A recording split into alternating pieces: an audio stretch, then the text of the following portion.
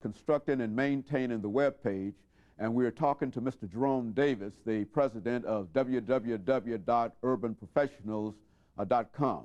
And of course, Mr. Davis, before we had our first commercial break, we were talking about the website and the web page, and I think you were making some distinctions between the two. But let's go back to that and have you to talk about the website as such, and to, if possible, to use www.urbanprofessionals, your own website, as an example of how this is done and how you put it together, and et cetera. Well, the first thing you got to do, Dr. Haney, is you have to go basically register your domain name with a company called Network Solutions. There are some new companies that have popped up, but you've got to get the actual site name, and you got to make sure that name is not being used by somebody else, because if it is, you're not going to be able to use that. We picked urbanprofessionals.com, went and got that actually structured, and then we actually built the site. Now, in terms of building the site, we got a guy who's a webmaster. These gentlemen who are people who are able to construct sites have gone through extensive training. They understand the programming language of a site, and after that we actually had to go get a company that actually would warehouse this site. We use a company out of Atlanta called Interland, and after we were able to get the website name, we started to build the site. Our site has about 10 to 12 pages on it. Each page is distinctively different with different functions. One page has just pictures. One page is just warehousing information. One page warehouses an actual calendar, interactive calendar, where you can get in and kind of see what's going on. And then we're a membership organization, so we want people to join online. We want them to become a part of the organization, so we had to go one step further and get an e-commerce account. And when you start dealing with e-commerce, electronic commerce is what that stands for. You're able to accept payment over the internet via check card, MasterCard, Visa, American Express. And this is really a wonderful thing, because it gives you an opportunity to get in contact with people that you've never seen before, and on top of that, your business is able to hopefully profit. So we were able to go through another company, lock in with that company into our website, and actually have e-commerce on the site as well. Well, now, is that a very, very difficult proposition I mean, what preparations did you have to make in order to have access to that e-commerce server, the folks who had the credit card information? It's a beautiful thing, because the companies already kind of have it mapped out and laid out, and all you got to do is go into your site, program the information in. When that information comes in, ours works a little bit differently in some respects, because once people join our organization, they give us their credit card information, and what it does, it just sends you an email, and you're able to go back into your computer, process that information. That money is actually wired straight into your account. So it's a wonderful thing.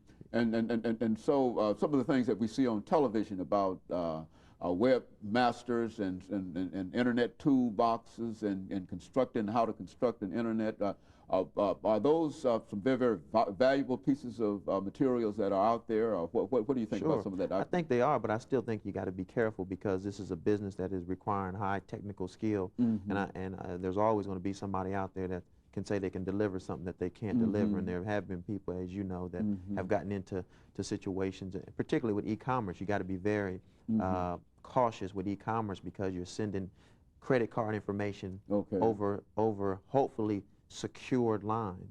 If those lines aren't secure, unfortunately, we have guys out here now who are always trying to hack into people's systems, get that credit card information or get that information, divert funds into other places, or you got viruses, you got all types of things that you've got to deal with.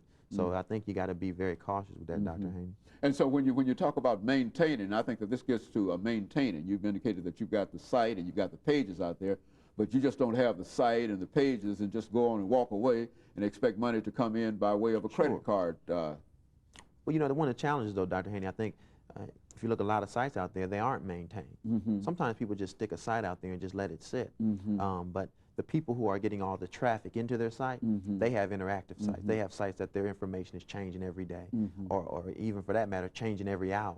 You know, you go on to Sports Illustrated, you go on to NFL.com, even the Olympics is going on actually right now. You're getting live update. You're getting information kind of real time.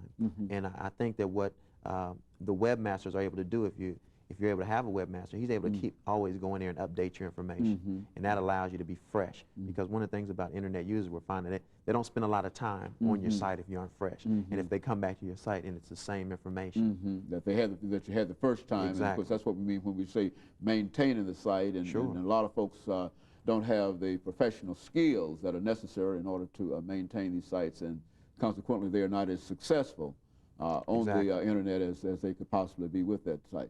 Now, what about the cost of constructing a website or putting a web page on? I mean, is this a very, very expensive proposition, and who can? Not at all, Dr. Haney. They've actually got this down to the point where you can actually go buy your own website software and make your own site.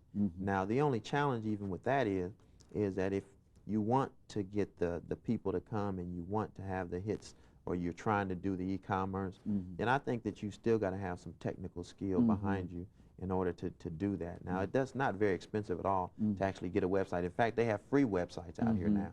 There are websites that don't cost anything that you can come and put a template on. And when I say template, that's just basically a background that you come in and configure with your information what you want to put on it. And there are millions of those out there.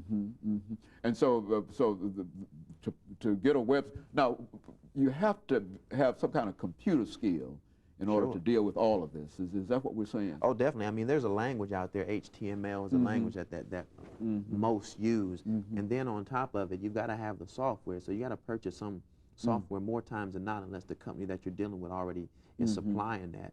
And again, I think it's a skill that you've got to go in like anything and practice and learn. And that's the guys that are doing it well are the ones that have spent the time actually in there doing it. But in terms of just doing it, it's not that very expensive for an individual if he really does not wish to become too technical about whatever. Not at all. But again, I think as you've indicated, he can't be too financially successful without that kind of technical support from webmasters and others. Is that what we're saying as well? Sure, and I think it depends on what the individual is trying to do with the site. I know guys that have mixed tapes and mixed CDs. They make money off their site. They get people to come in and buy their CDs and buy their tapes. But they've got a kind of a market already established. They're just using the internet as a vehicle to disseminate their information. And of course, credit cards are very, very important in terms of security, and you've got to find a very secure site. I mean, to be able to secure that if a person is going to send a credit card number, that number has to be secured so that it won't get involved with. And people are more and more trying to get, on that. And let me interrupt here. And I think we carried this too far for the second commercial break, and we'll be back with you following this second commercial break.